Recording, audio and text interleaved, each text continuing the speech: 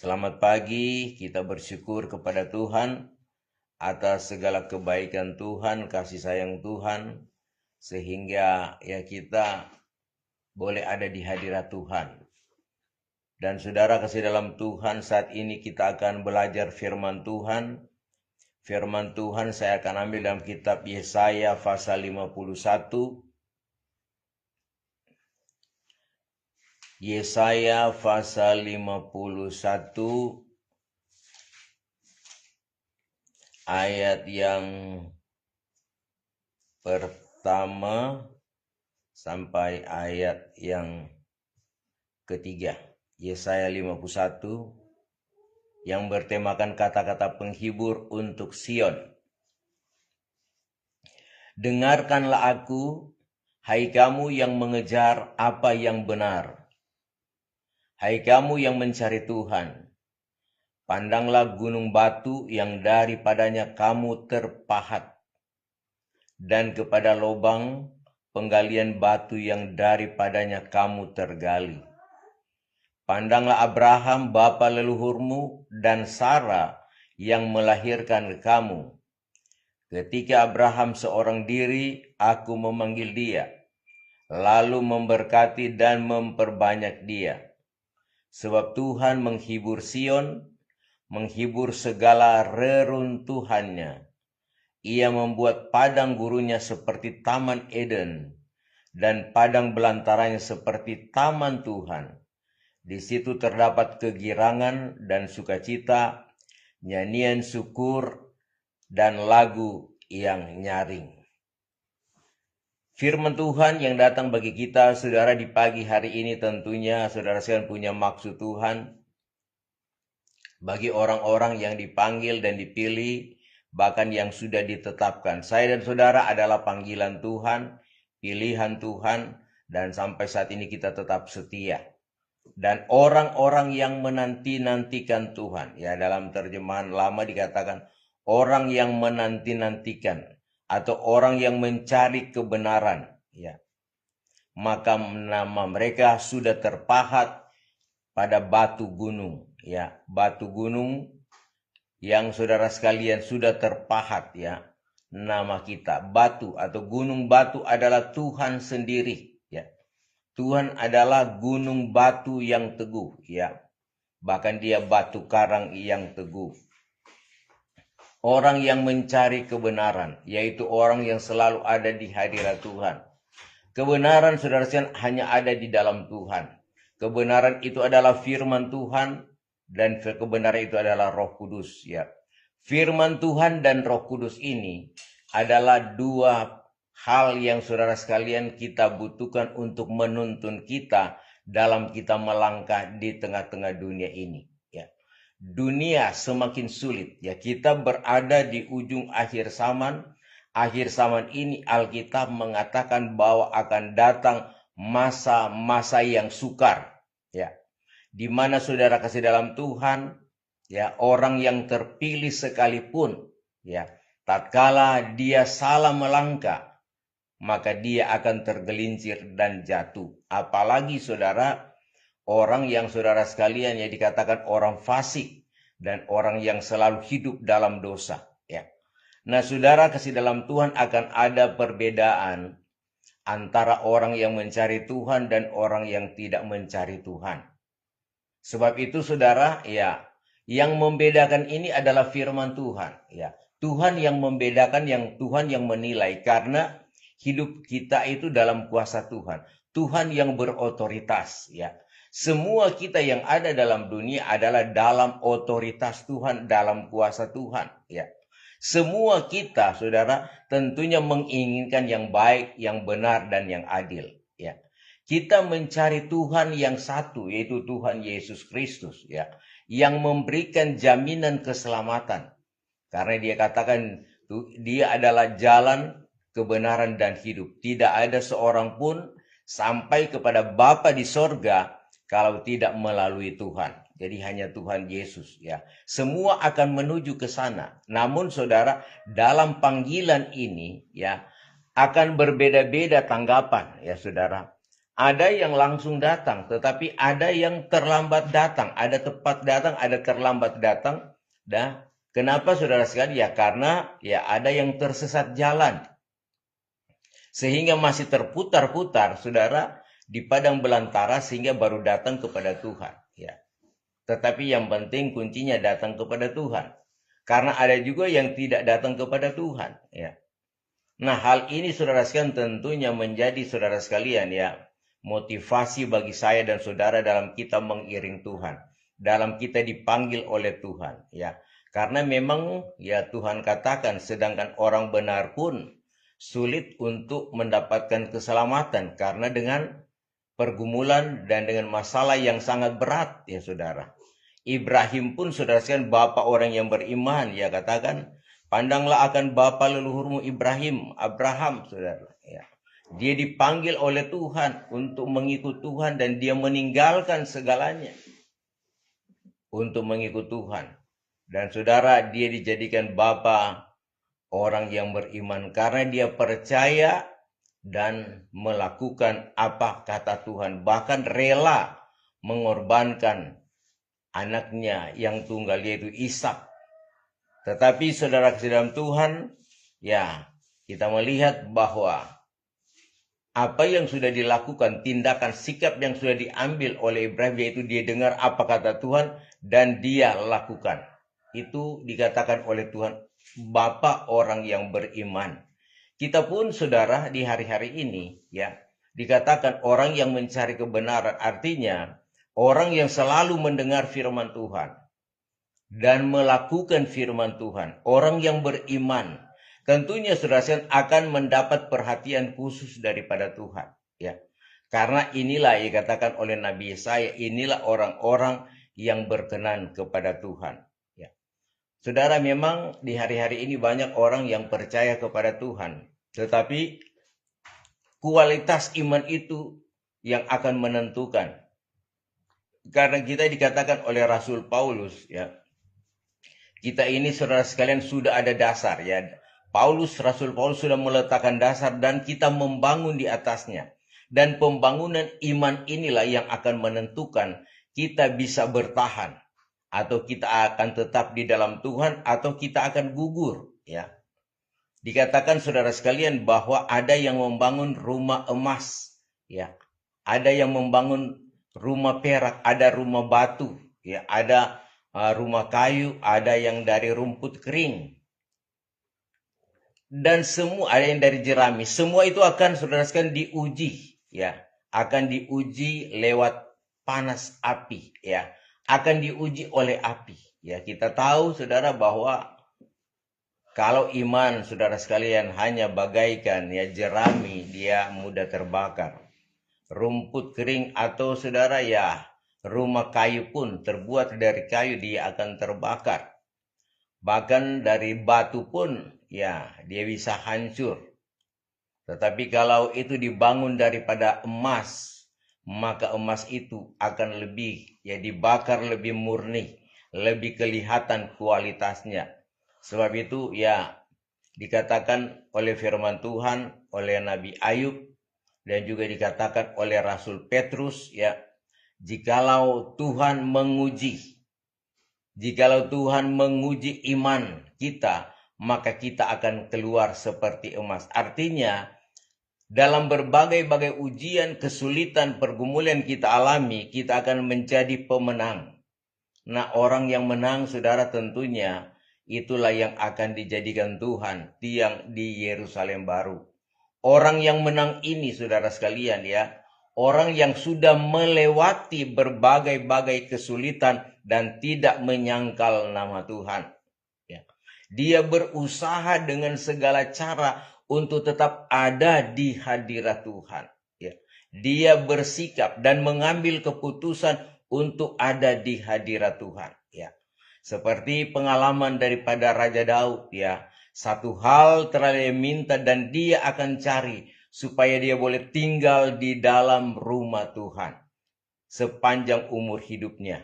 Dia memandang kemuliaan Tuhan, merasakan hadirat Tuhan. Dan dia katakan bahwa pada masa-masa yang sulit, bahwa dia menolong, dia mengangkat. dia angkat di atas ya pondoknya, disembunyikan dalam pondoknya, sehingga dia aman. Jadi orang-orang yang datang kepada Tuhan akan aman hidupnya, karena selalu dilindungi. Ini masa-masa yang sulit, saudara kasihan, dia akan mengalami ya hal-hal yang baik, ya hal-hal yang saudara sekalian ya tentunya menjadi kesukaan karena melakukan kehendak Tuhan, ya. Banyak orang saudara sekalian ya hanya tatkala mengalami kesulitan, kesukaran baru cari Tuhan.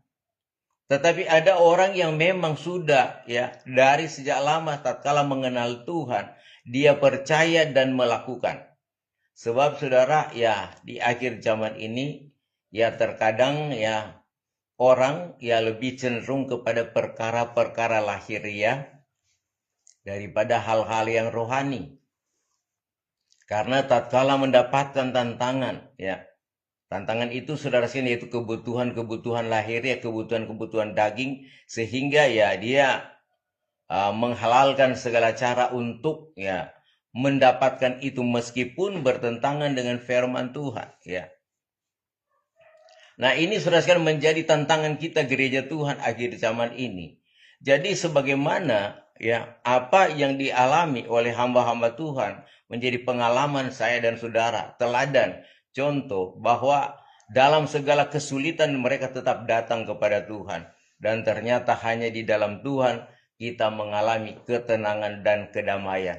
Sebab itu saudara, apa yang sudah kita lakukan, ya setiap pagi kita datang kepada Tuhan, ini suatu keyakinan bagi kita orang yang percaya bahwa kita ini adalah orang-orang yang saudara sekalian selalu dipanggil oleh Tuhan, selalu dipantau, diperhatikan dan dilihat oleh Tuhan. Dan memang saudara sekalian terkadang ya bagi orang-orang yang menuju kepada keminasaan, mereka akan berpikir ya mendingan masih tidur-tiduran, ya. Sama seperti ya Tuhan menyuruh Nuh bangun bahtera di atas gunung. Orang tertawa, ya. Orang tertawakan Nuh bangun bahtera di atas gunung, tetapi itu perintah Tuhan, ya.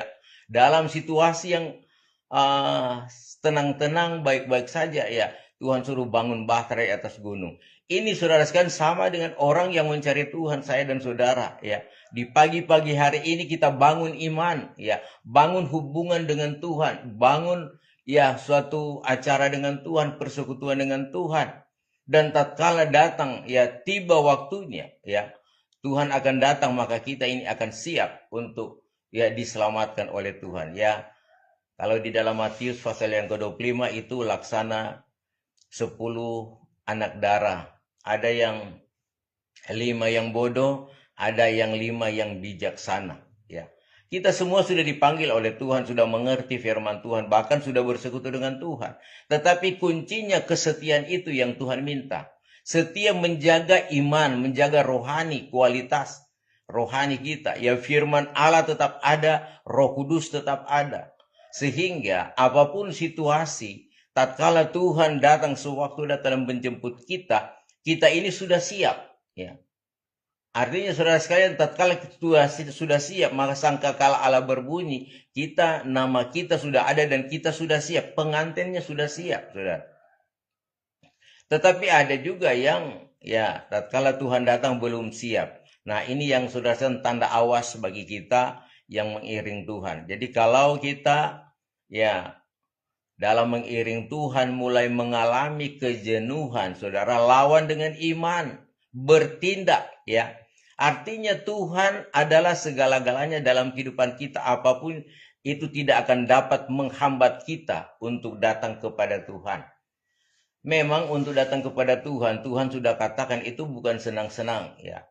Kitab Injil katakan, saudara sekalian, Injil Matius, Injil Lukas mengatakan kalau kita ikut Tuhan, itu pikul salib setiap hari dan sangkal diri. Artinya saudara sekalian ya, beban-beban yang kita alami adalah saudara sekalian merupakan suatu hal untuk mendekatkan diri kepada Tuhan, ya, bukan senang-senang, ya. Sebab itu orang yang senang-senang saudara sekalian ya dikatakan oleh firman Tuhan berhati-hati, ya. Karena orang yang senang itu biasanya dia akan lupa Tuhan, ya. Orang yang saudara sekalian yang ada di dalam Tuhan, ya, dia harus merasakan itu kesukaran. Karena dalam kesukaran, kesulitan, dia akan tetap ada di hadirat Tuhan. Artinya, dia bangun mesbah doa setiap hari. Dia bangun hubungan dengan Tuhan. Dia belajar tentang firman Tuhan. Dan Tuhan juga memperhatikan. Sebab itu, ya dikatakan hendaklah kamu bertambah-tambah di dalam Tuhan. Ya. Bagaimana kita mau bertambah-tambah kalau kita tidak beribadah kepada Tuhan? Bagaimana kita mau bertambah-tambah dalam Tuhan kalau firman Tuhan kita tidak baca, kita tidak dengar, dan kita tidak lakukan? Itu saudara sekalian mustahil. Nah, oleh sebab itu Tuhan katakan, ya, untuk menjaga memelihara iman, maka kita perlu membaca firman Tuhan setiap hari. Ya. Setiap hari kita diajarkan oleh firman Tuhan harus selalu menyelidiki, ya.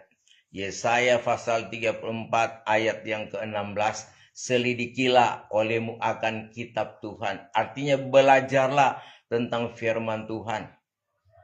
Karena di dalamnya akan ada petunjuk-petunjuk Tuhan. Dan firman itu adalah Tuhan. Ya. Sebab itu saudara, ya, firman inilah yang akan membawa kita disempurnakan tubuh, jiwa, dan roh. Hanya bagi mereka yang selalu mengerti kehendak Tuhan. Artinya saudara sekalian, ya, mengerti kehendak Tuhan artinya apa kata Tuhan itu kita lakukan. Apa yang dikatakan oleh firman Tuhan kita lakukan, saudara. Karena banyak orang yang sudah tahu firman Tuhan, yang sudah dengar firman Tuhan, ya. Dan saudara kasih dalam Tuhan karena berjalannya waktu sehingga imannya tidak lagi mau maju. Artinya dia, ya, terkadang tatkala dengar firman Tuhan, kalau firman Tuhan mungkin hanya itu-itu saja, ya. Ya, kembali kepada pertobatan, melakukan kehendak Tuhan, ya. Kemudian penyesalan, kemudian ya hal-hal yang baik, ya saudara. Terkadang kita sudah tahu, tetapi caranya untuk maju kita tidak tahu, saudara. Sebab itu ya kita, ya, terkadang menghadapi masa sukar kita, saudara kan tidak mampu. Ya, tidak mampu. Apa sebab? Iman kita tidak kuat. Karena sudah yang mengalahkan segala yang ada dalam dunia ini hanya iman. Ya. 1 Yohanes 5 ayat 4 dan ayat yang kelima. Dan 1 Yohanes 5 ayat 4 dan ayat yang kelima. Siapakah dia yang mengalahkan dunia? Yaitu orang-orang yang percaya kepada Tuhan. Orang-orang yang beriman. Iman itu mengalahkan, ya. Kepercayaan kita yang utama kepada Tuhan, maka kita akan jadi pemenang, saudara. Tapi memang berbicara iman, saudara, itu memang, ya, dikatakan dalam Ibrani pasal 11 ayat yang pertama. Coba kita baca Ibrani 11 ayat 1. Iman adalah dasar dari segala sesuatu yang kita harapkan dan bukti dari segala sesuatu yang tidak kita lihat. Jadi, ya saudara, iman ini, ya saudara sekalian, sesuatu yang kita harapkan dan bukti dari segala sesuatu yang kita tidak lihat. Kita imani. Siapakah itu? Yaitu Tuhan. Ya, Tuhan juru selamat kita. Kita hanya mendengar.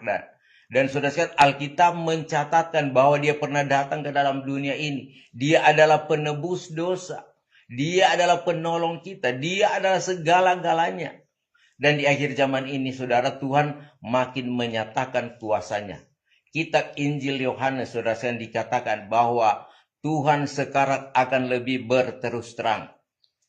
Kalau kita membaca di dalam medsos, di YouTube, saudara, bahwa sekarang Tuhan sedang bekerja. Banyak orang-orang di luar sana yang tidak mengenal Tuhan, itu datang kepada Tuhan. Ya, Tuhan mulai menyatakan kuasanya siapa yang akan dia panggil. Bahkan saudara, dalam kitab Nabi Yesaya pun dikatakan, ya, orang-orang kaum Kedar pun itu akan dilawati oleh Tuhan, akan dijamah untuk masuk dalam rencana Tuhan.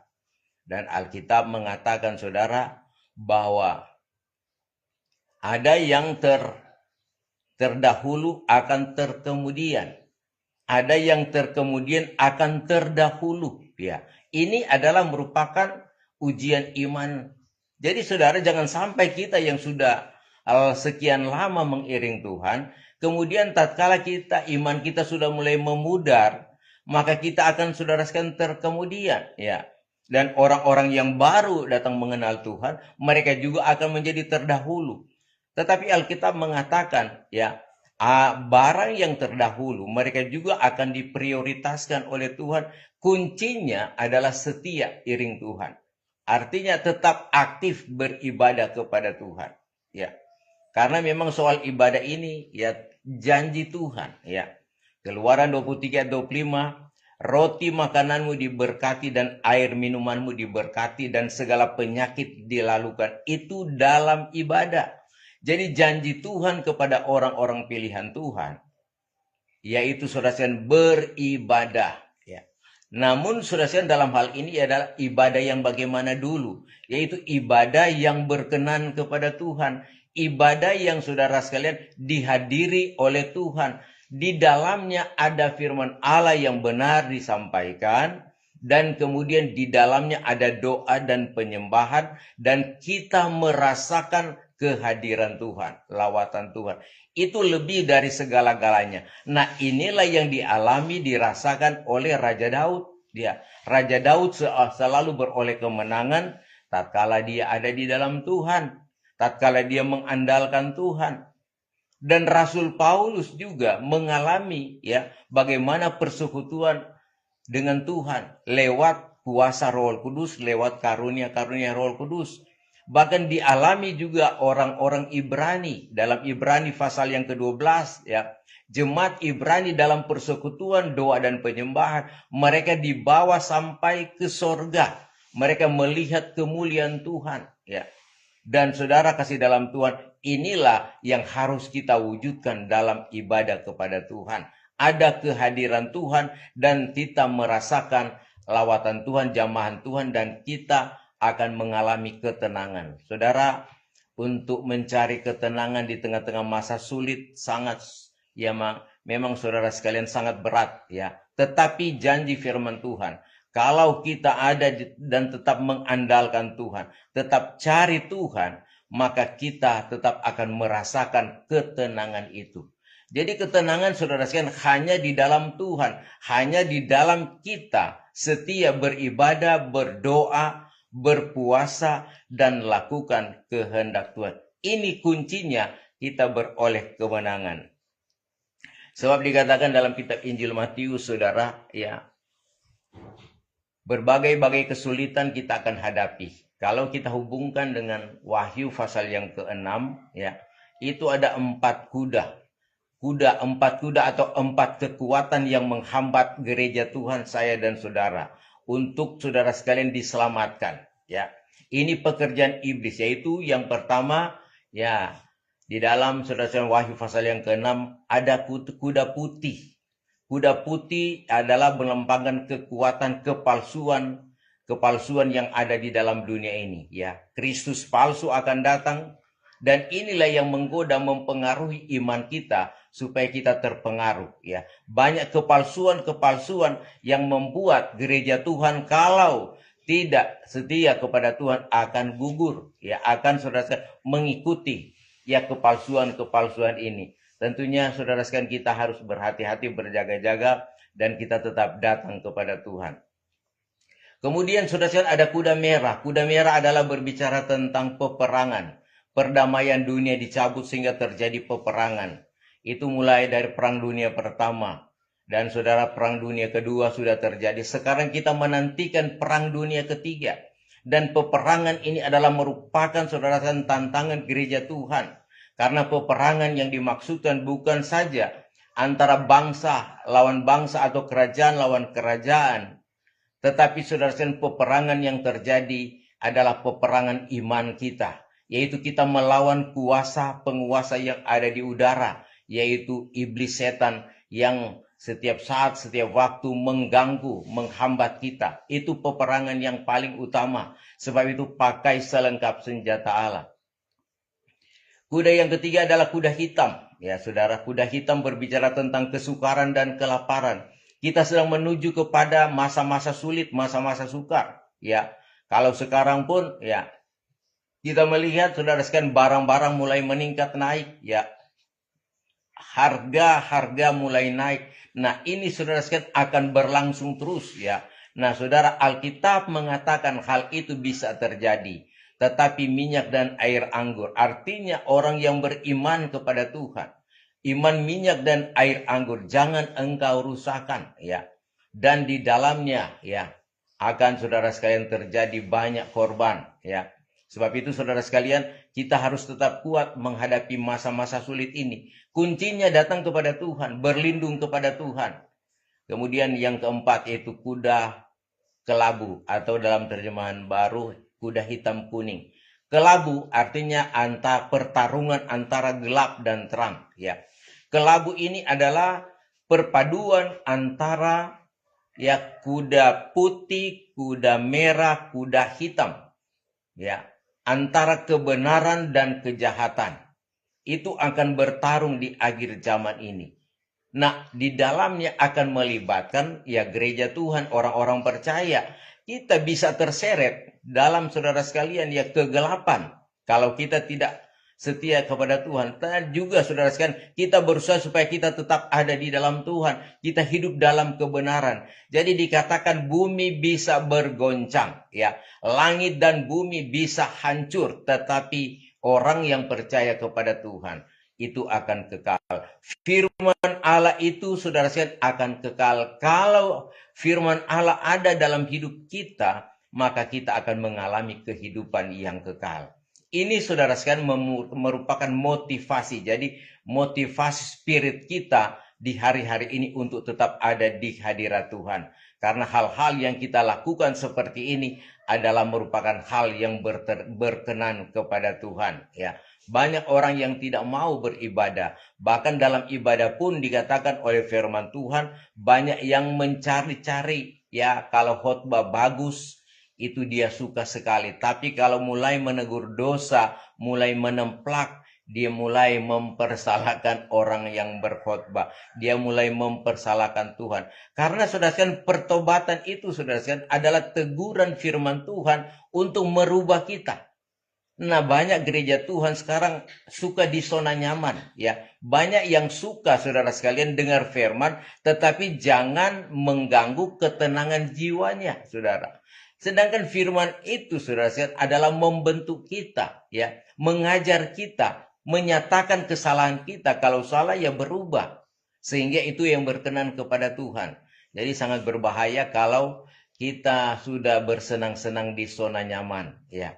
Tetapi firman Tuhan katakan, ya pikul salib setiap hari sampai Tuhan datang, kita pikul salib. Inilah yang harus kita lakukan ya saudara. Salib itu saudara sekalian sebetulnya kalau dengan Tuhan tidak berat ya. Matius 11 ayat 29 ya, datanglah marilah kepadaku dan pikulah kuk yang kutanggung. Karena ya bebanku itu ringan rasanya dan aku lemah lembut ya. Ini Tuhan minta supaya dalam keadaan kesusahan, kesulitan kita, hanya Tuhan adalah jawaban kita. Sebab itu jangan berharap kepada manusia. Firman Tuhan katakan, berharaplah kepada Tuhan, hanya kepada Tuhan. Karena berharap kepada manusia terbatas. Berharap kepada Tuhan, saudara akan mengalami ketenangan, akan mengalami kemenangan, dan Anda akan diselamatkan oleh Tuhan. Ini firman Tuhan memotivasi bagi saya dan saudara. Dan saat ini kita akan masuk pada doa dan penyembahan.